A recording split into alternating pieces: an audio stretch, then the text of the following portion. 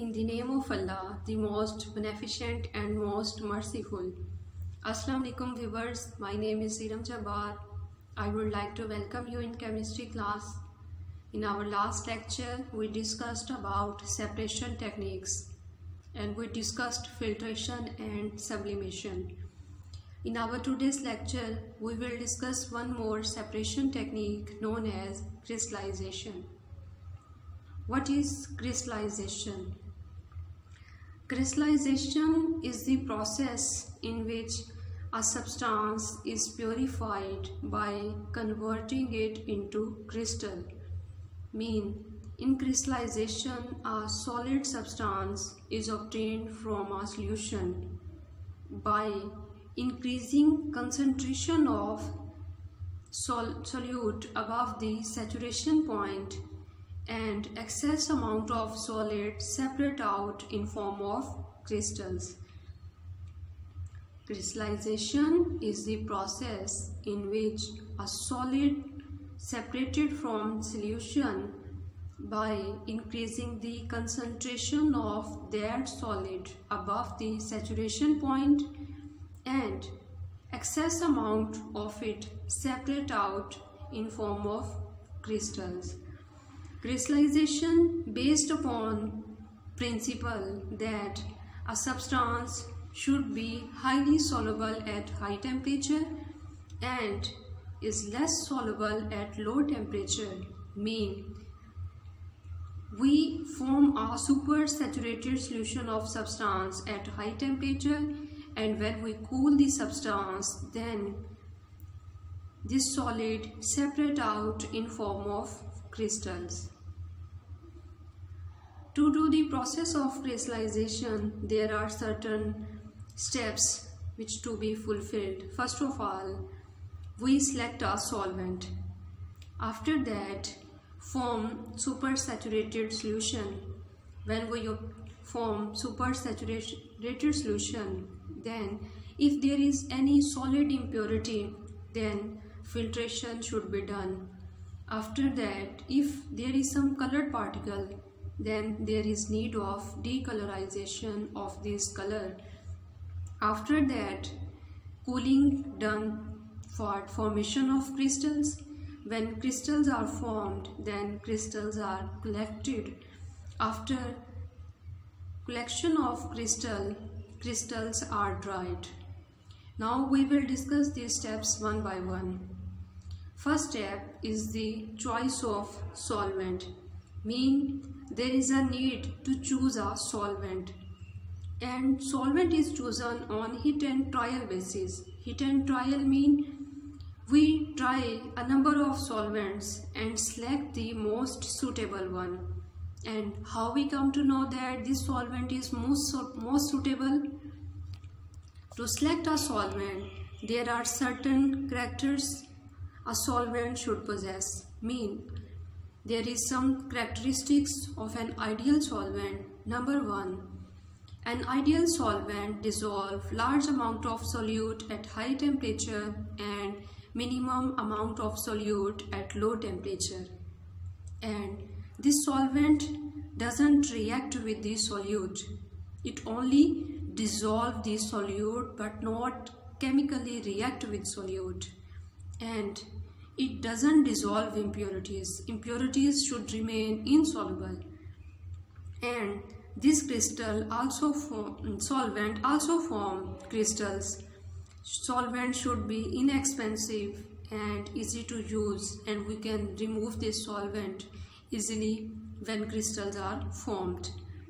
If a solvent fulfill these qualities, then it can be used as a solvent. Otherwise, it shouldn't be used as a solvent. After selection of solvent, there is a need to form saturated solution. How we can form saturated solution? When we select a solvent, then dissolve small amount of substance, solute, in that solvent.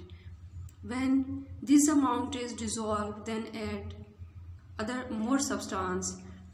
A point comes when solute remain insoluble in that solvent at room temperature. After that, heat the substance. Now solute will dissolve. After that, add more amount of solute and remain adding that solute at the boiling point. When boiling point come and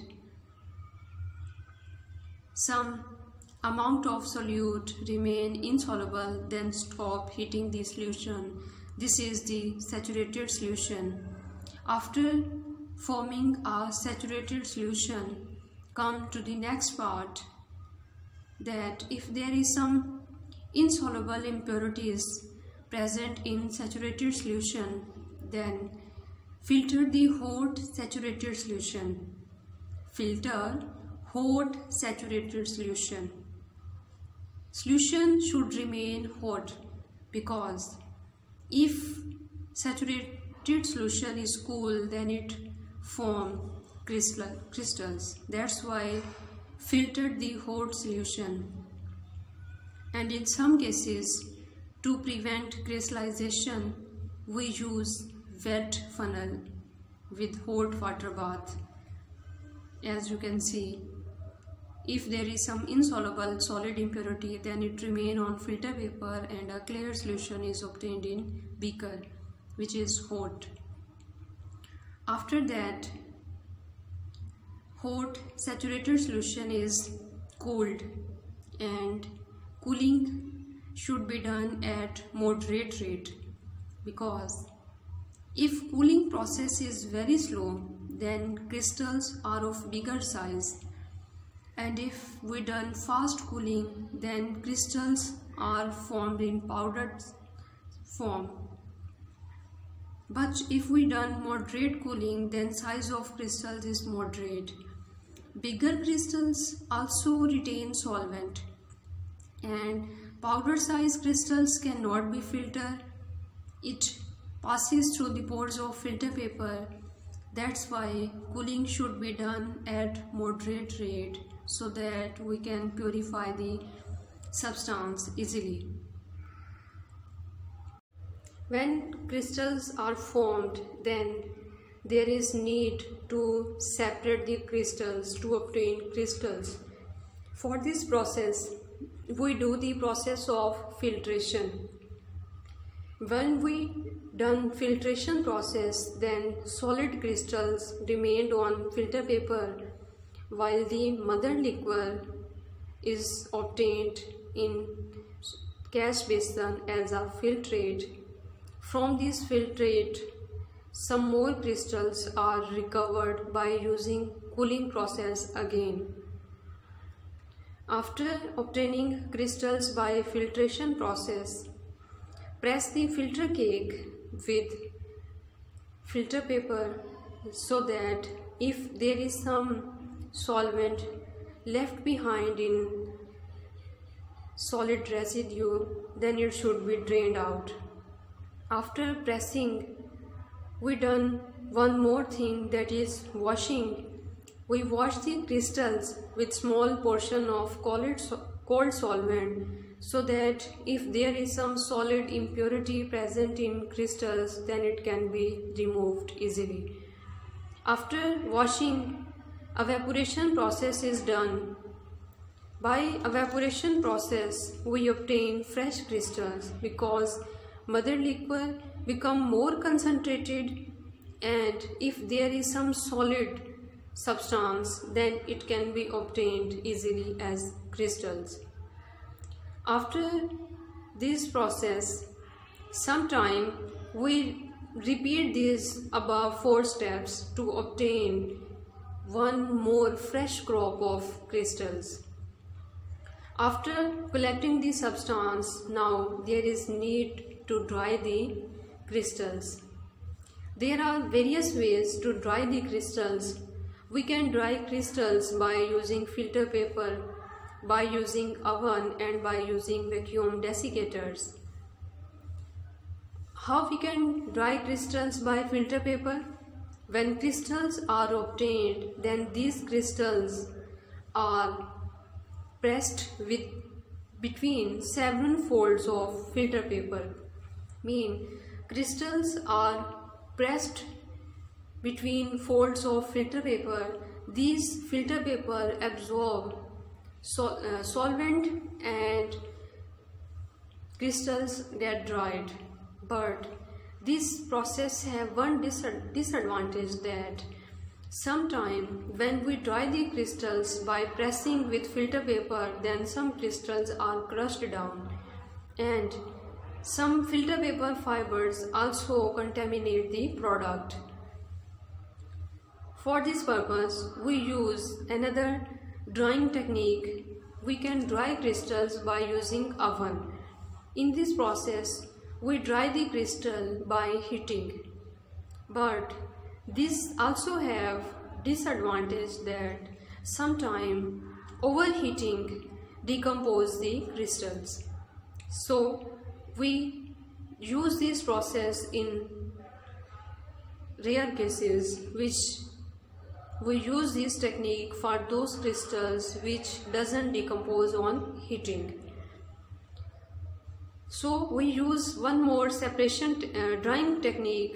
We can dry crystals by vacuum desiccators.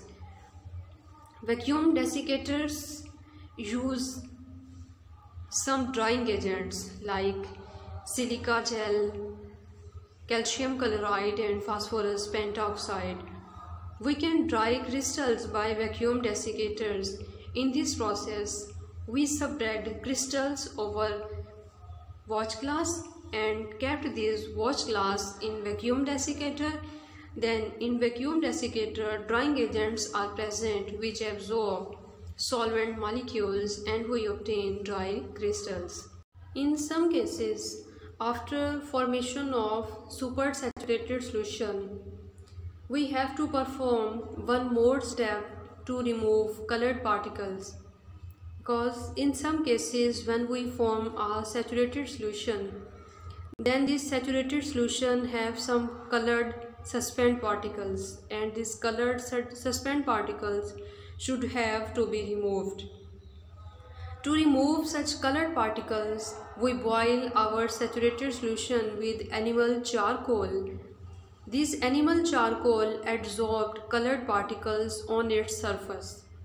After adsorption of colored particles on animal charcoal surface, we done the process of filtration and obtain a hot saturated solution.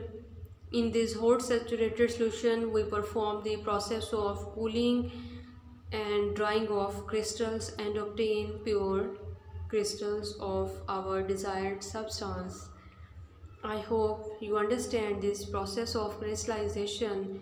It's all about today's lecture. Thank you.